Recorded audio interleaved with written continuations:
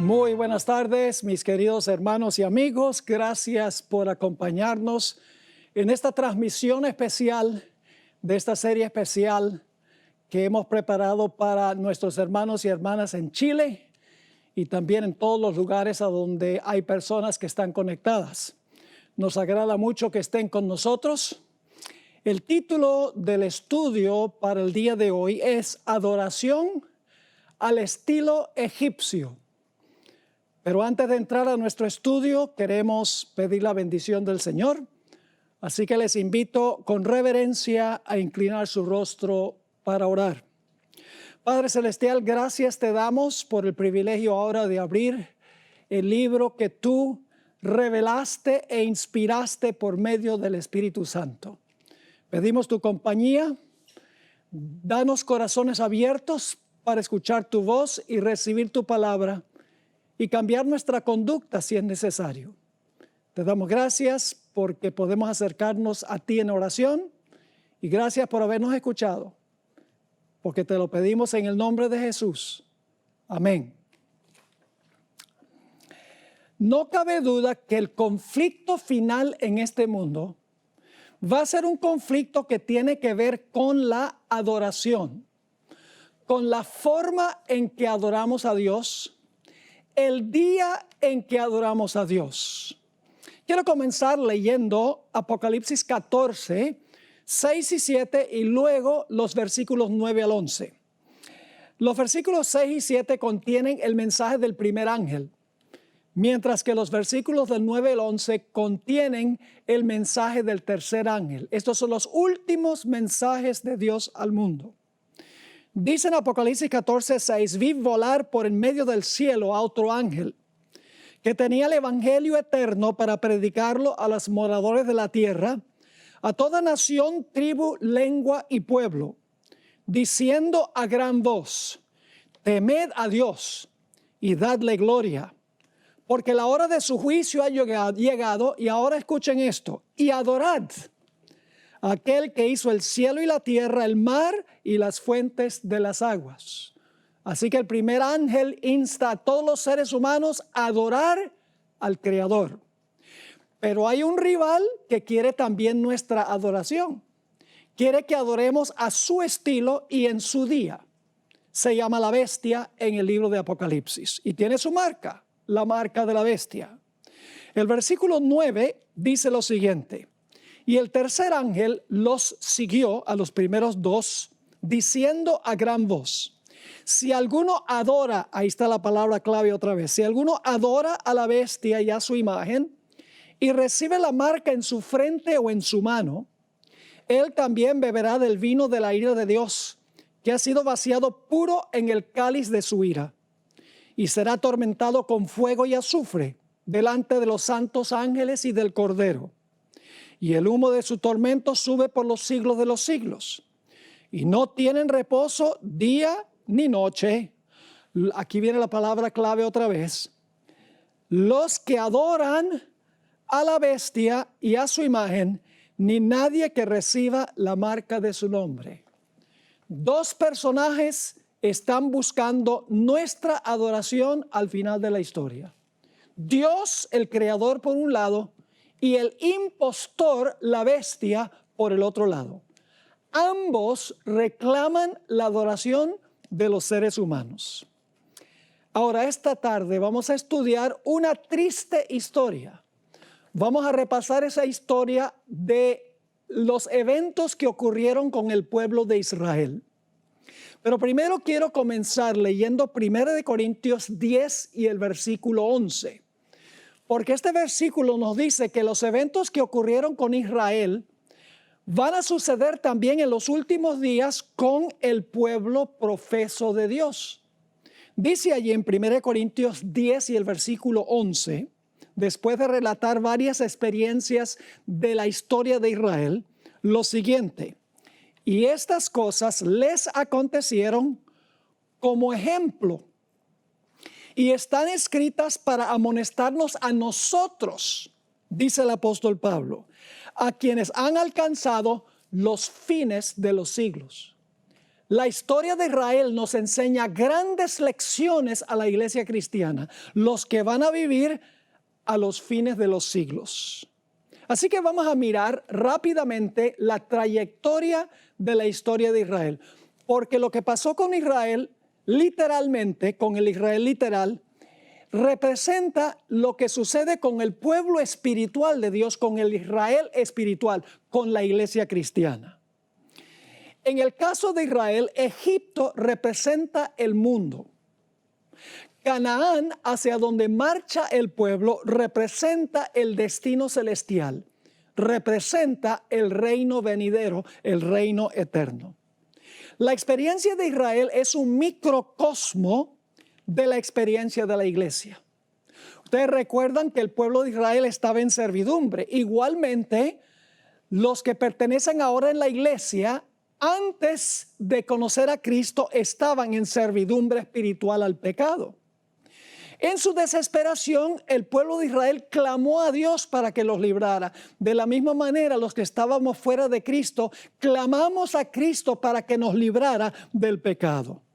Dios escuchó el clamor del pueblo de Israel y Dios escuchó el clamor de aquellos que se apartaron de las tinieblas a la luz admirable, de aquellos que aceptaron a Cristo como Salvador personal.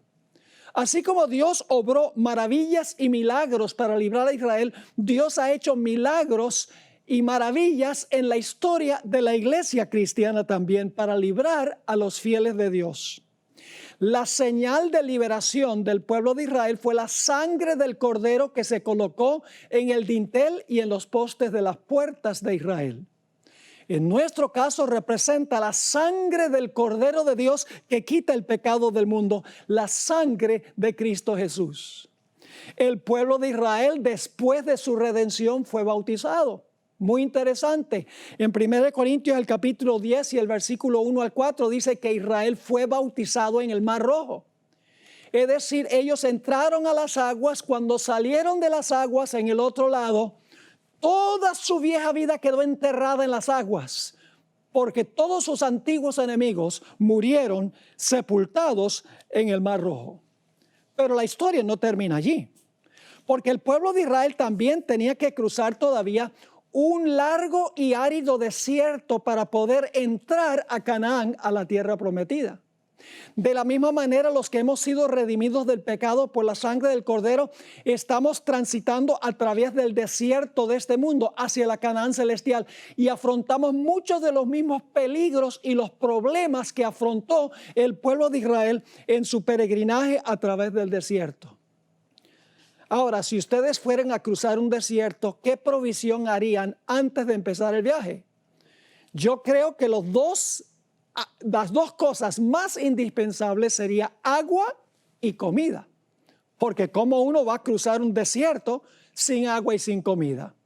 Pues fíjense, después que el pueblo de Israel salió de Egipto, Dios los redimió, fueron bautizados en el Mar Rojo, dejaron sepultada toda su vida antigua, resucitaron, por así decirlo, a novedad de vida.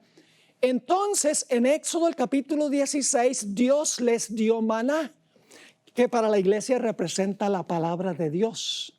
Y luego en el capítulo 17, Dios les dio agua de la roca, que representa el agua de la roca, el Espíritu Santo, según Juan 4, 13 y 14 y Juan 7, 37 al 39. Es decir, para cruzar este desierto de la vida, nosotros necesitamos el alimento de la palabra y necesitamos la conducción del Espíritu Santo. Y luego Dios llevó al pueblo de Israel, el pueblo redimido de Israel, al monte Sinaí. Dios quería hacer un pacto con ellos. Dios los había librado gratuitamente. Ellos no hicieron nada para librarse. No tuvieron que pelear, no tuvieron que hacer nada, sino clamar a Dios. Y por la sangre del Cordero fueron librados. Pero ahora Dios les dice a ellos, yo los libré. Y ahora quiero que ustedes formen un pacto conmigo, un pacto de obediencia y lealtad. Porque antes ustedes eran de Faraón, ahora ustedes son míos. Vamos a leer Éxodo 19 y el versículo 3 al 6.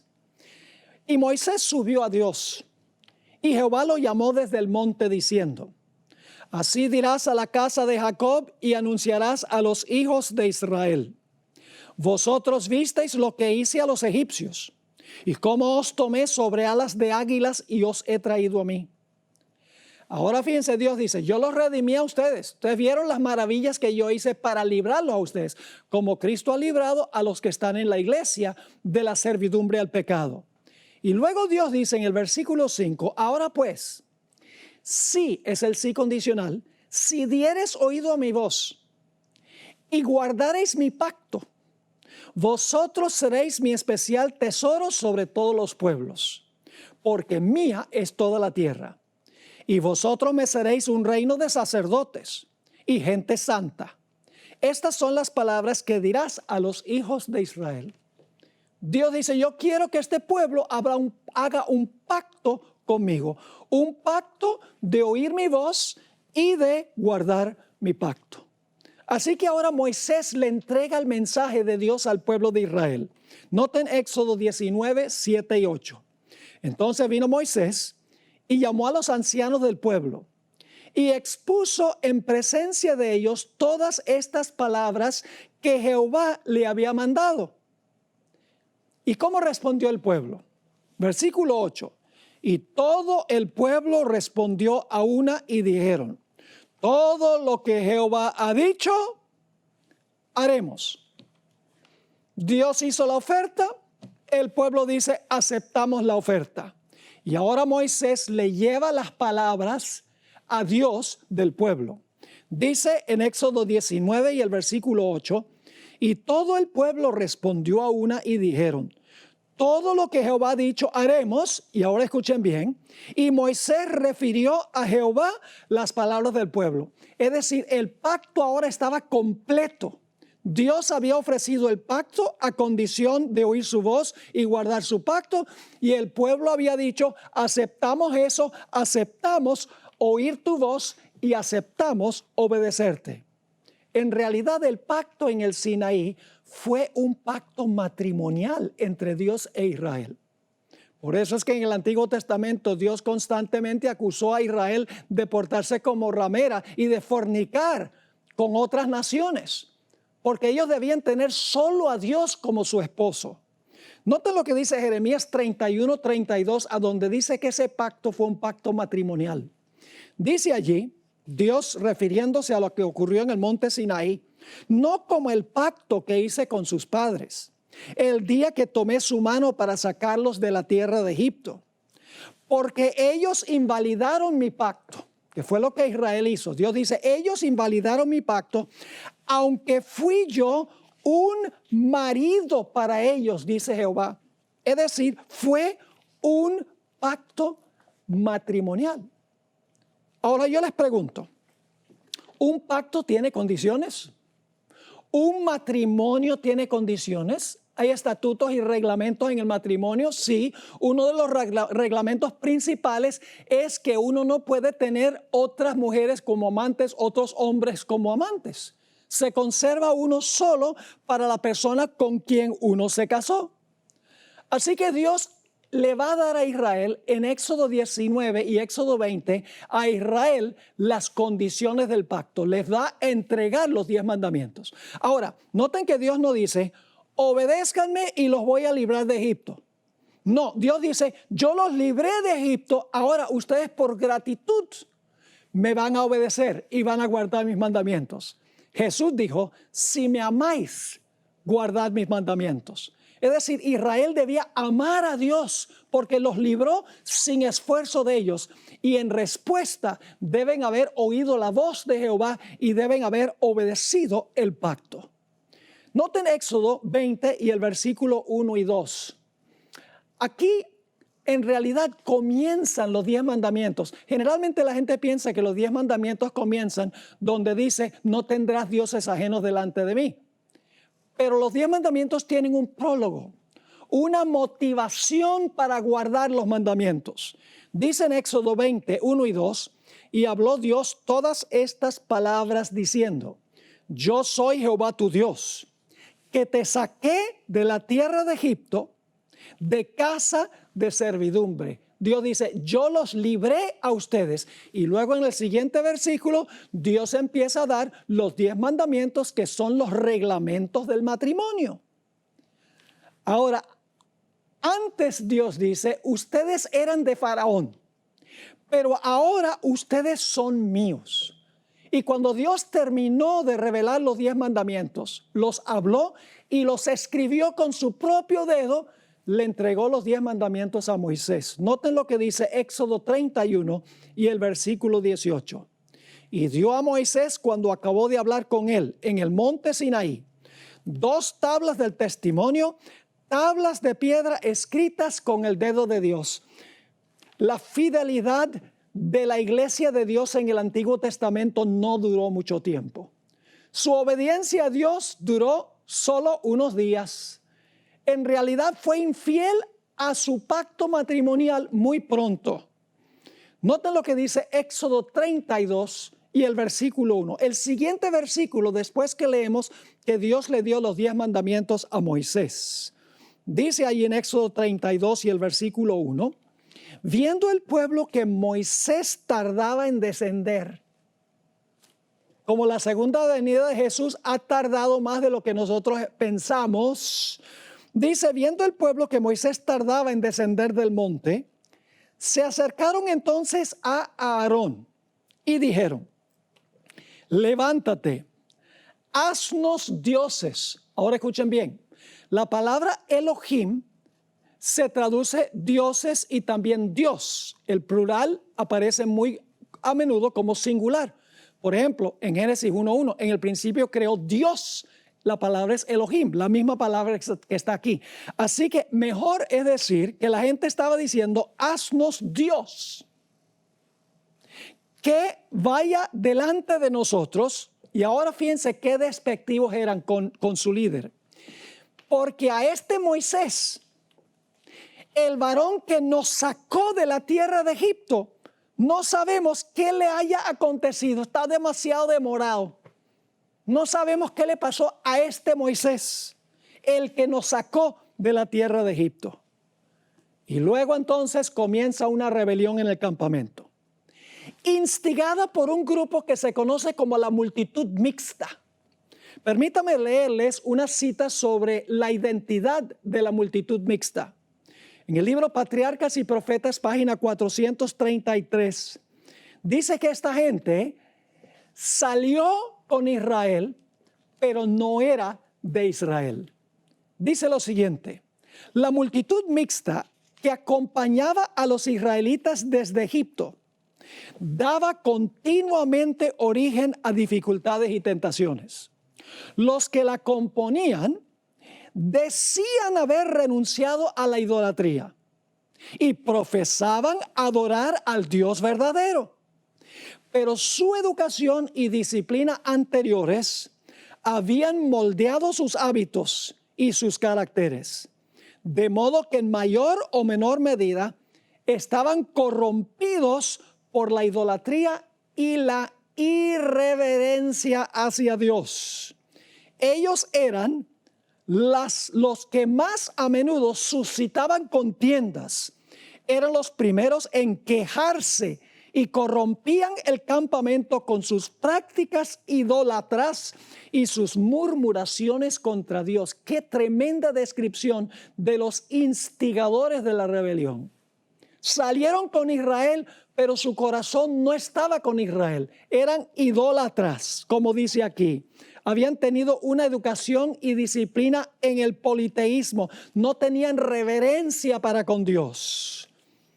Noten lo que dice Éxodo 32 y el versículo 2 y 3. Ahora el líder Aarón escucha lo que ellos quieren, que se haga un Dios que ellos quieren representar a Jehová, Dios, con lo que va a hacer Aarón. Y Aarón accede. Dice en el versículo 2 del capítulo 32, y Aarón les dijo, apartad los zarcillos de oro que están en las orejas de vuestras mujeres y de vuestros hijos y de vuestras hijas y traédmelos. Entonces todo el pueblo apartó los zarcillos de oro que tenían en sus orejas y los trajeron a Aarón. Ahora escúcheme bien, no trajeron todos los que tenían. Vamos a ver al final de la historia que le quedaron muchos zarcillos y muchos collares, pero trajeron algo para que se fundieran para hacer el becerro de oro. Noten el versículo 4. Hablando de Aarón, dice, y él los tomó de las manos de ellos y le dio forma con buril e hizo de ello un becerro de fundición. Entonces dijeron, Israel, estos son tus dioses. Ahora dice dioses, pero una mejor traducción es, este es tu Dios que te sacó de la tierra de Egipto. Elena White hizo un comentario muy interesante en la Review and Herald, septiembre 6 de 1906, sobre este versículo donde dice, estos son tus dioses que te sacaron. La hermana White identificó que ellos lo que querían era representar a Dios con el becerro, no dioses paganos, el Dios de Israel. Dice la cita así, el resultado de su murmuración e incredulidad fue que Aarón les hizo un becerro de oro, ahora escuchen bien, para representar a Dios. Esa palabra Dios tiene mayúscula inicial. Ellos no querían que ese becerro representara a los dioses de Egipto, sino a Jehová, el Dios verdadero. Sigue escribiendo. Él proclamó que este ídolo era Dios. Aarón dijo que el ídolo era Dios, no dioses, Dios. Y la hermana White nuevamente pone la palabra Dios con mayúscula inicial. Y luego dice, y así se suscitó gran entusiasmo sobre este falso Dios. Y ahí la palabra Dios está con minúscula. Es decir, ellos querían que se hiciera un becerro de oro para representar a Dios, no dioses, sino el verdadero Dios. Noten lo que dice el versículo 5 y 6. Ahora ellos van a celebrar un culto.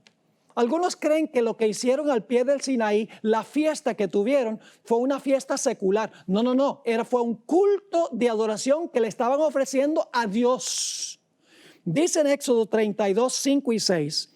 Y viendo esto a Aarón, edificó un altar delante del becerro. Y pregonó a Aarón y dijo, mañana será fiesta para Jehová. Así que levantan un altar. Dice, mañana va a ser la fiesta para Jehová. Versículo 6. Y al día siguiente madrugaron y ofrecieron holocaustos. Fíjate, este es un culto. Ofrecieron holocaustos y presentaron ofrendas de paz. Y se sentó el pueblo a comer y a beber y se levantó a regocijarse. Y entonces Dios ahora sabe lo que está pasando y Dios está con Moisés allá en el monte y Dios ahora le va a decir algo muy interesante a Moisés. En el versículo 7 dice lo siguiente. Entonces Jehová dijo a Moisés, anda, desciende, porque tu pueblo que sacaste de la tierra de Egipto se ha corrompido.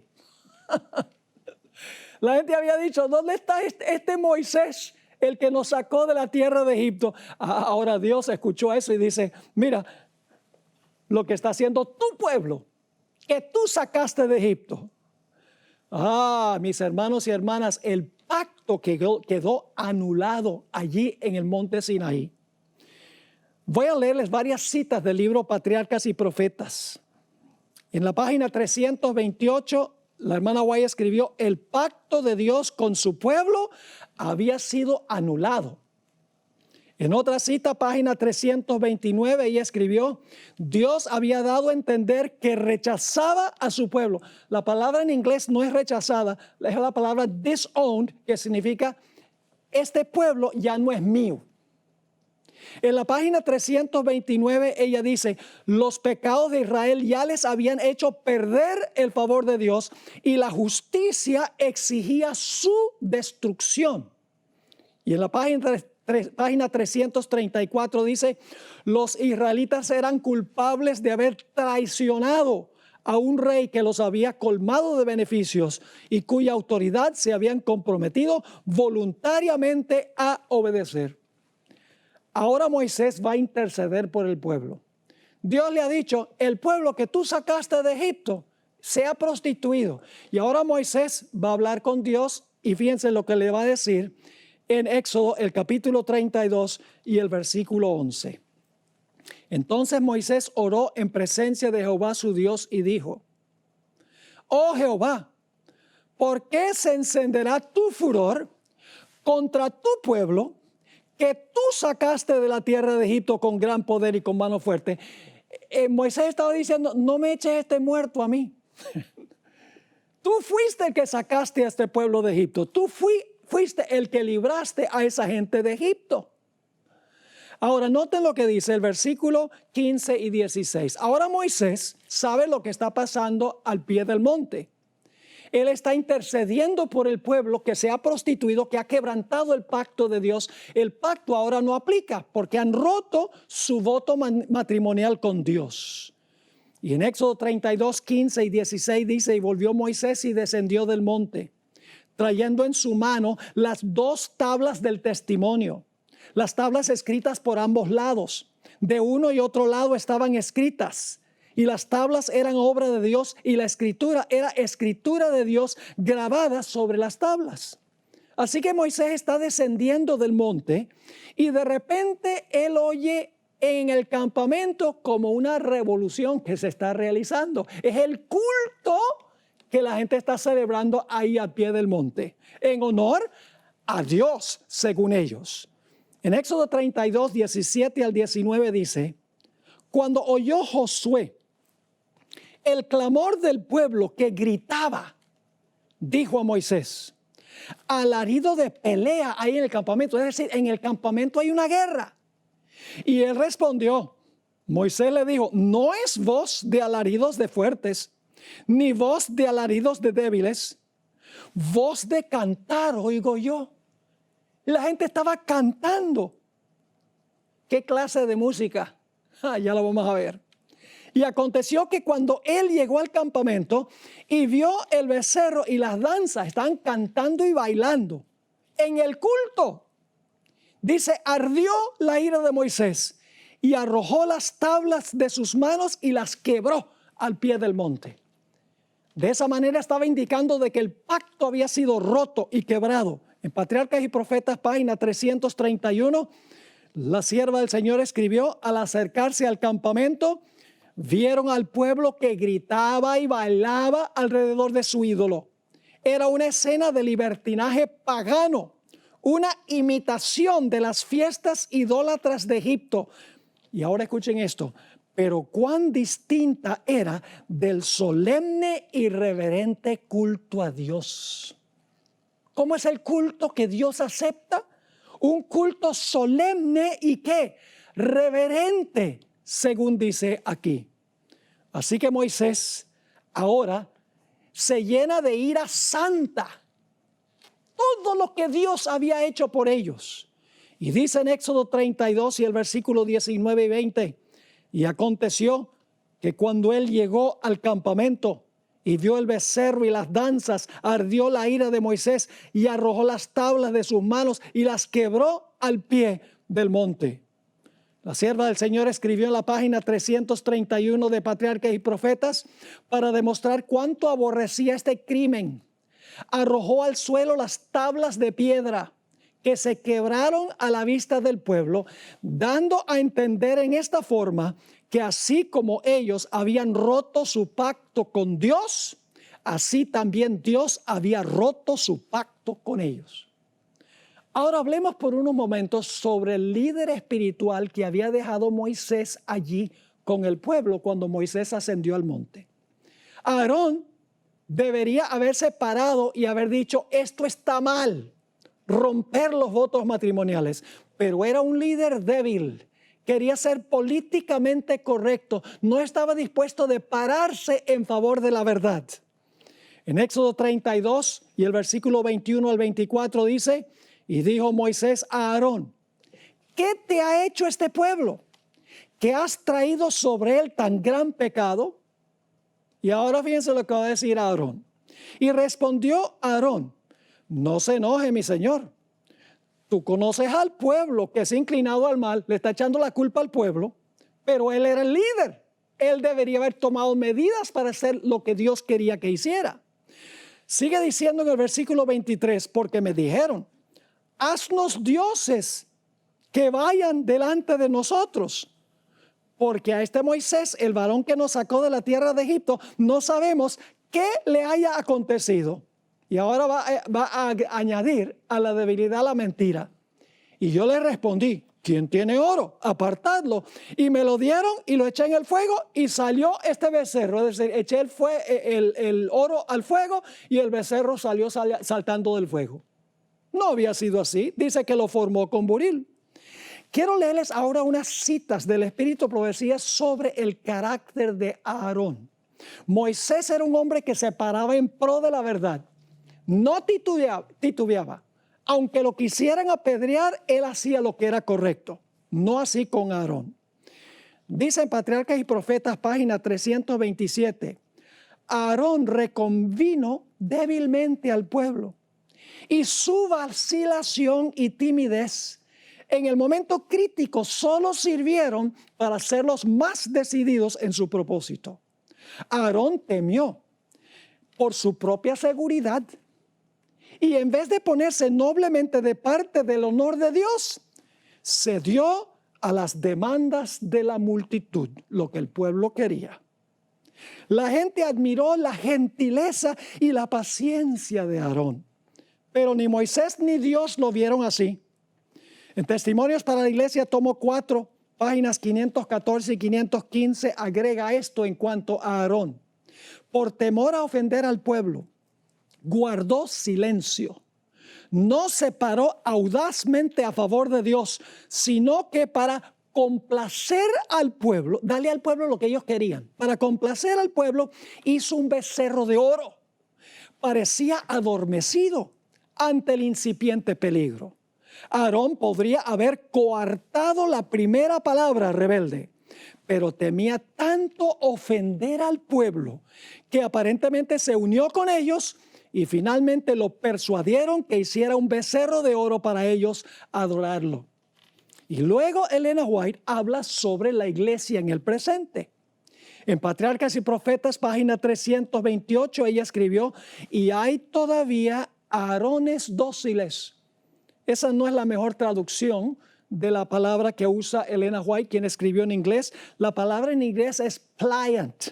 Aarones que son pliant. ¿Qué significa esa palabra? Significa plegable, fácilmente influenciado, flexible, algo que se dobla fácilmente, algo que cede fácilmente ante la presión. Eso es lo que dice Elena White. Hay todavía Aarones plegables. Sigue escribiendo que mientras desempeñan cargos de autoridad en la iglesia, ceden a los deseos de los miembros no consagrados y así los incitan al pecado. Wow. Una última cita sobre el carácter de Aarón, Patriarcas y Profetas, página 333. De todos los pecados que Dios castigará, ninguno es más grave ante sus ojos que el de aquellos que animan a otros a cometer el mal. Dios quisiera que sus siervos demuestren su lealtad, reprendiendo fielmente la transgresión, por penoso que sea hacerlo. Aquellos que han recibido el honor de un mandato divino no han de ser débiles y dóciles contemporizadores. No han de perseguir la exaltación propia ni evitar los deberes desagradables, sino que deben realizar la obra de Dios con una fidelidad inflexible. Esa es la clase de líder que Dios está buscando, no el líder que se deja llevar por la corriente de lo que la gente quiere. Elena White nos dice que inclusive algunos que se pararon en favor de la verdad perdieron sus vidas. Patriarcas y Profetas, página 327. Algunos permanecieron fieles a su pacto con Dios, pero la mayor parte del pueblo, no la minoría, la mayoría, se unió a la apostasía. Unos pocos que osaron denunciar la propuesta imagen como idolatría, fueron atacados y maltratados, y en la confusión y alboroto perdieron finalmente la vida. Así que Dios ahora le dice a Moisés yo voy a destruir a este pueblo y voy a escoger a otro pueblo. Dios no tenía planes de hacer eso, pero Dios quería ver cómo se sentía Moisés en este caso. En Éxodo 32 y el versículo 31 y 31 al 33 dice, entonces volvió Moisés a Jehová y dijo, te ruego pues, este pueblo ha cometido un gran pecado porque se hicieron dioses, nuevamente debemos ponerlo en singular, porque se hicieron Dios de oro, que perdones ahora su pecado, y si no, ráeme ahora de tu libro que has escrito. Dijo Moisés, mira, si tú no puedes salvar a este pueblo, entonces que perezca yo. La misma actitud que tuvo Jesús. Jesús dijo, estoy dispuesto de morir y sufrir la pérdida eterna con tal de salvar a mi pueblo. Ahora, ¿cómo debía mostrar el pueblo su humildad ante la reprensión de Dios? Éxodo 33 y el versículo 1 al 6 nos dice qué es lo que Dios recomendó que se hiciera o mandó que se hiciera. Dice allí en el versículo 1, Jehová dijo a Moisés, anda, sube de aquí, tú y el pueblo que sacas. Todavía Dios está un poquito, podríamos decir, enfogonado.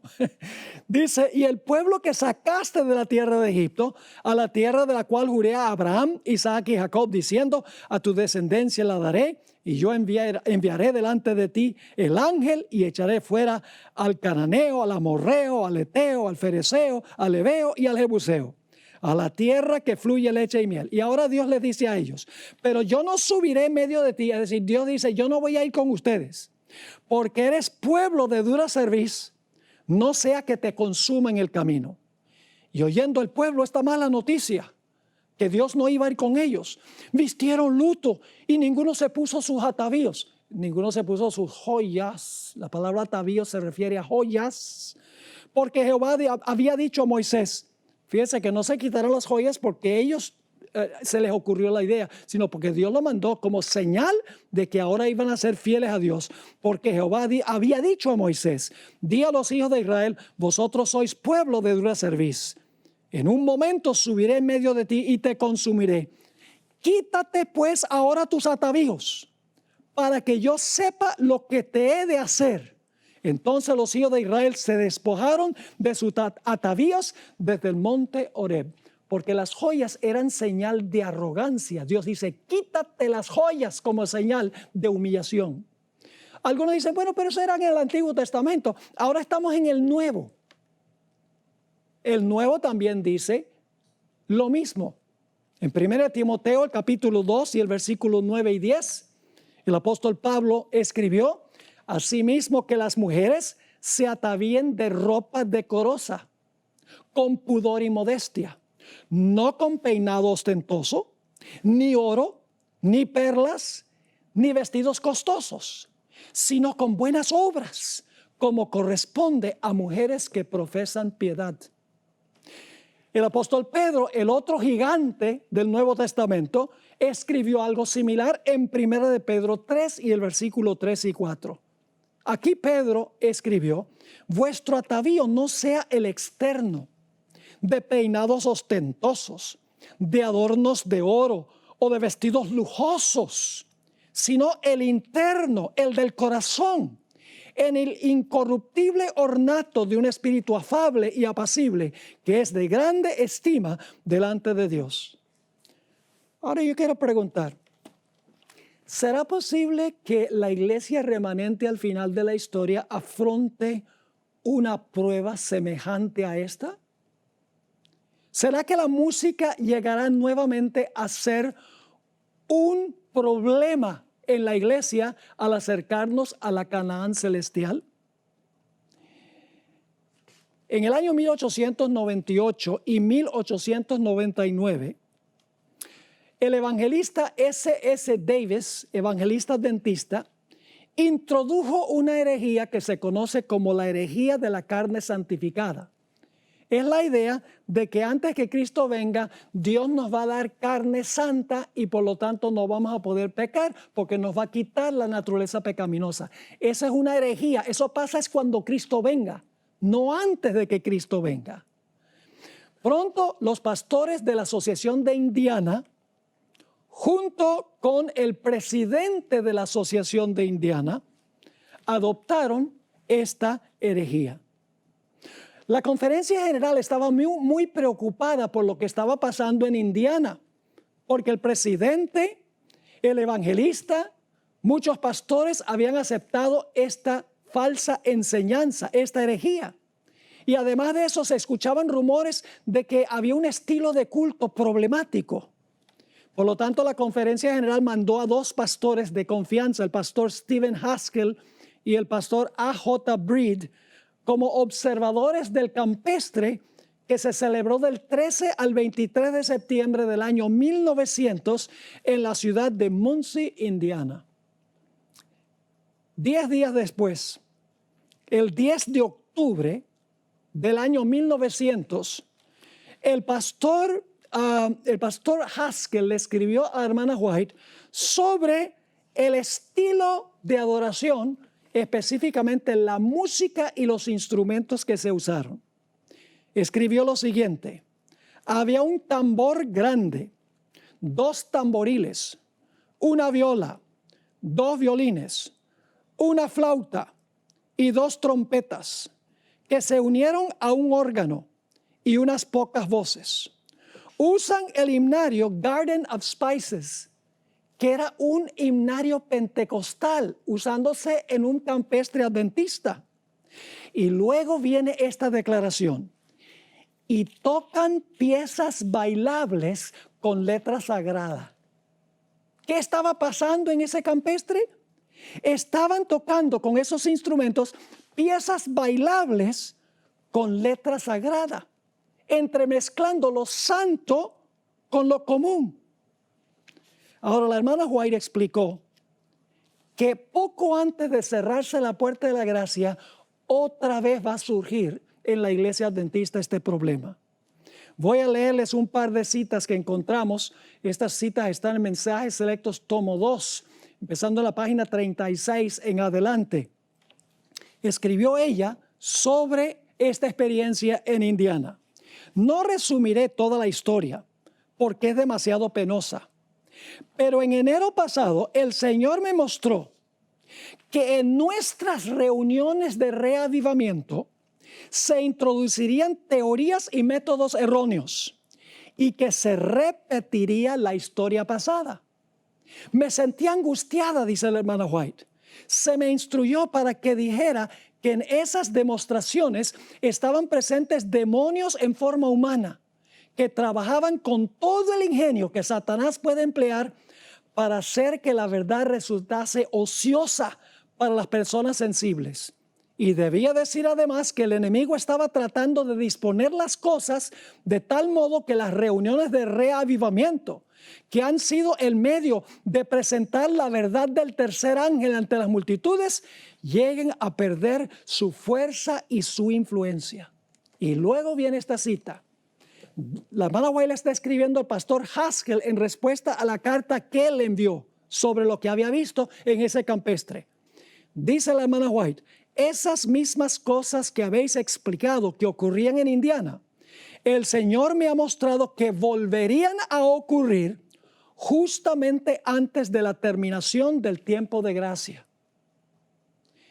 En la iglesia se manifestará toda clase de cosas extrañas. Habrá vocerío, acompañado de tambores, música y danza. El juicio de algunos seres racionales quedará confundido de tal manera que no podrán confiar en él para realizar decisiones correctas, y a esto consideran como la actuación del Espíritu Santo. Mis hermanos y hermanas, déjeme ser explícito. Aquí no estoy criticando a ningún individuo. Sencillamente estoy advirtiendo sobre lo que dijo Elena White que iba a suceder al final de la historia. Lo dijo por inspiración, porque sus escritos son inspirados. Hermanos, la música rock, disco, reggaetón, jazz, hip hop, techno, salsa, merengue, rumba, mambo, y puedo continuar mencionando todos los matices musicales, fueron creados para el mundo secular, para el mundo. Esos matices musicales no fueron creados para el culto, para la iglesia. Y cuando adoptamos esas clases de música, ese estilo de música, lo incorporamos a la iglesia y le ponemos palabras sagradas. Es mezclar lo santo con lo común, que veremos mañana. Es inaceptable ante Dios. Ahora, algunas personas han minimizado lo que pasó en el campestre de Indiana. Y dicen que lo único que criticó Elena G. de White fue la falsa enseñanza que se estaba enseñando allá. Que no era el estilo de la música ni el estilo del culto lo que ella criticó. Pero nada de esto, mis hermanos y hermanas, es cierto. Sus comentarios revelan con absoluta claridad que ella no solo se opuso a la falsa teología de la carne santificada, sino que se opuso también al estilo de culto y a la música que se usó allí. Los comentarios de Elena White sobre este campestre se encuentran en Mensajes Selectos, tomo 2, página 36 a la página 45. Si ustedes leen esas páginas, van a encontrar los siguientes puntos principales. Y luego voy a leer algunas citas del Espíritu de Profecía que corroboran los puntos principales que voy a mencionar. Elena White escribió que Satanás usó este estilo de culto para desviar a la gente de la verdad presente y para lograr que el mensaje del tercer ángel perdiera su fuerza y su influencia. También escribió que el Espíritu Santo nunca se manifiesta en ese estilo de culto. Escribió que ese estilo de culto no se necesita para convertir a las almas. Dijo que ese estilo de culto se iba a ver de nuevo, como notamos, en las reuniones de reavivamiento de la iglesia adventista, justamente antes de cerrarse la puerta de la gracia. También escribió que no se debería estimular esta clase de culto. La hermana White no solo criticó la falsa teología que se estaba enseñando, la hermana White también criticó severamente el estilo de culto y específicamente la música que se usó en ese culto. Permítame ahora leerles citas de Elena White que corroboran todos los puntos que acabo de mencionar. Estoy leyendo de esas páginas, página 36 a la página 45, escogiendo algunas partes. Escribió Elena White: el Espíritu Santo nunca se manifiesta en esta forma, mediante ese ruido desconcertante.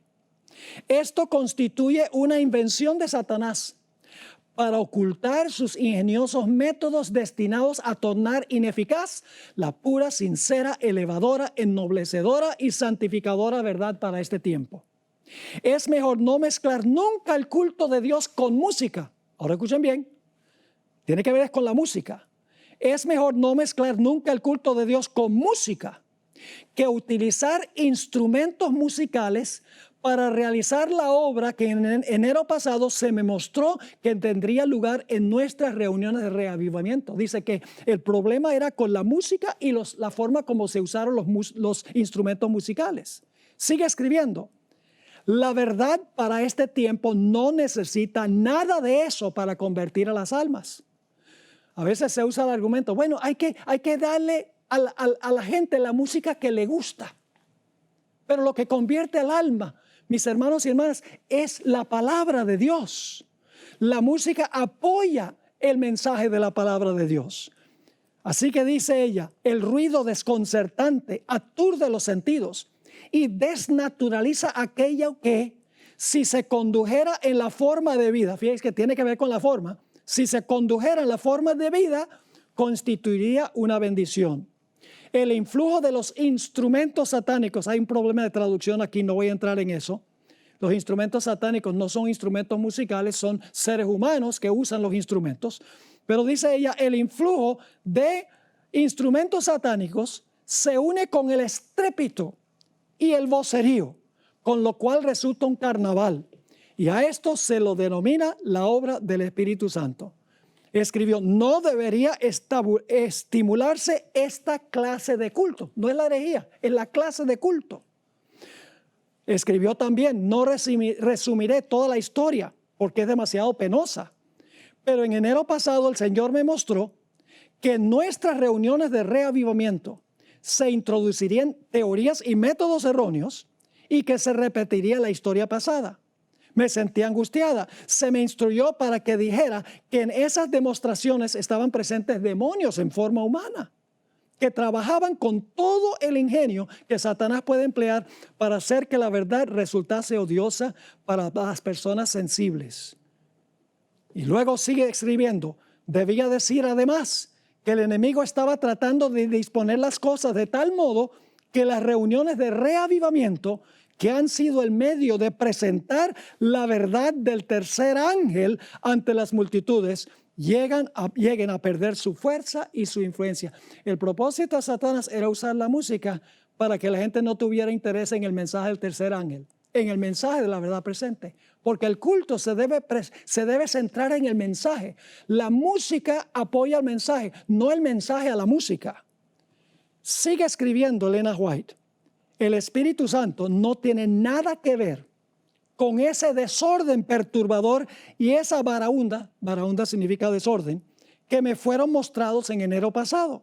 Satanás trabaja en medio del estruendo y de la confusión producida, escuchen eso, por esta clase de música, no la teología, la música, la cual, si fuera dirigida debidamente, serviría para alabar y glorificar a Dios. El diablo hace que tenga el mismo efecto que la mordedura ponzoñosa de la serpiente. Un día estaba yo presentando un tema sobre la música y vino una persona y me dijo, pero pastor, usted está equivocado cuando dice que el sermón debe ser el centro del culto. Y yo le dije, pero ¿cómo es que estoy errado por decir que el sermón debe ser el centro del culto? Me dijo, si usted mira todas las escenas de adoración en el libro de Apocalipsis, va a encontrar que en esas escenas de adoración no hay ni un solo sermón, es pura alabanza. Por esa razón es que en algunas iglesias se va muchísimo tiempo en la alabanza y luego queda nada más un cortico tiempo para el sermón. Y no lo digo porque me lo dijeron, sino porque soy predicador y tengo esa experiencia. He ido a iglesias a donde se dedica 1 hora a la alabanza y después dicen, pastor, tiene 15 minutos para predicar el sermón. Eso es poner la carreta antes que el caballo, mis hermanos y hermanas. Porque el culto debe centrarse en el sermón. Por eso es que tradicionalmente el púlpito ha estado en el centro de la plataforma. La Iglesia Católica es el altar, porque la teología católica dice que el centro del culto es la misa o la Eucaristía. En muchas iglesias protestantes hoy en día no tienen ni púlpito ni altar, tienen un escenario grande. Están diciendo que ahí el entretenimiento es lo central. Pero en la iglesia adventista el púlpito está en el centro porque la predicación de la palabra es central en el culto adventista. Y entonces yo le miré y le dije, sí hay sermón. Me dijo, muéstramelo. Yo no veo ningún sermón. En Apocalipsis 4, Apocalipsis 5, Apocalipsis 19, Apocalipsis 7, hay escenas de adoración y nunca hay un sermón. Yo le dije, el problema es que no te has fijado cuidadosamente en esas escenas de adoración. Le dije, ¿tú has visto por qué están cantando esos grupos en los diferentes capítulos? Me dijo, no, sencillamente están cantando. Yo le dije, no están sencillamente cantando. El himno está acorde con un evento que acaba de ocurrir. Y luego le mencioné, cuando Cristo nació, los ángeles cantaron un himno. Claro que cantaron un himno. ¿Cantaron un himno en honor de Cristo quien murió en la cruz? No. Gloria a Dios en las alturas y en la tierra paz, buena voluntad para con los hombres, porque había nacido el Mesías. El himno estaba acorde con el evento. Cuando Cristo murió sobre la cruz, en Apocalipsis 12, 10 al 12, los ángeles celestiales elevaron una canción y dijeron, ha sido echado fuera el acusador de los hermanos. En Apocalipsis 4, cuando Jesús estaba por ascender al cielo y el Padre estaba sentado solo en el trono antes que llegara Jesús, los seres celestiales están cantando un himno en honor al Creador que está sentado en el trono. En Apocalipsis 5, cuando el Señor Jesucristo llega al cielo ante su Padre para preguntarle si su sacrificio ha sido suficiente, los seres celestiales irrumpen en un himno en honor al Cordero de Dios que acaba de regresar del campo de batalla vivo. Cuando Cristo toma el reino, según Apocalipsis 11, 15 y 16, se canta un himno describiendo que ahora Cristo y el Padre han tomado el reino. Cuando el pueblo de Dios gana la victoria sobre la bestia y su imagen, según Apocalipsis 15, 3 y 4, están cantando un himno en cuanto a la victoria que han ganado sobre la bestia y su imagen. Cuando la ramera es juzgada, lo mismo, Apocalipsis 19, 1 y 2. Inclusive cuando Dios haga cielos nuevos y tierra nueva, se cantará un himno alabando al Dios que creó cielos nuevos y tierra nueva. Entonces, ¿qué estoy diciendo? El sermón es el evento que precede al himno. Es decir, que el evento es el sermón. Y la música que acompaña al evento lo que hace es recordarle a la gente y darle la oportunidad de alabar por lo que ha ocurrido en el evento histórico. La única diferencia es que ahora nosotros lo que hacemos es predicar de la Biblia el evento histórico y la música de la iglesia debe concordar con lo que el sermón tiene, lo que el pastor ha predicado.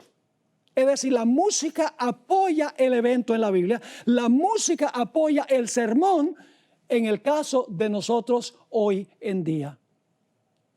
Así que mis queridos hermanos y amigos, el centro del culto de adoración es la predicación de la palabra de Dios. Déjenme darles un último ejemplo, porque ya el tiempo prácticamente se ha ido. El pueblo de Israel en Éxodo el capítulo 15 cantó lo que se conoce como el Cántico de Moisés. ¿Cuál fue el tema central del himno? El tema central del himno fue, acababan de cruzar el Mar Rojo. Iban a perecer a manos de los egipcios. Pero los egipcios fueron sepultados en las aguas y salió el pueblo de Israel en el otro lado del mar, libres de su servidumbre. Todo el himno que ellos cantaron lo que hace es traer a la atención la gloria a Dios por el evento que acaba de pasar. Es decir, el himno apoyó el evento. Así como el sermón presenta el evento hoy en día, aunque ya ocurrió en el pasado, y entonces la música que se canta es apoyo para el evento histórico sobre el cual se está predicando. Mis hermanos y hermanas, la Biblia y el espíritu de profecía son claros. El culto a Dios no se parece al culto que le ofrecen los personajes seculares y la mayoría de las iglesias hoy en día. El culto que se le ofrece a Dios es un culto reverente, un culto apacible, un culto que se centra en la santa palabra de Dios, un culto que presenta la verdad presente. Ojalá esa sea nuestra experiencia en nuestras iglesias.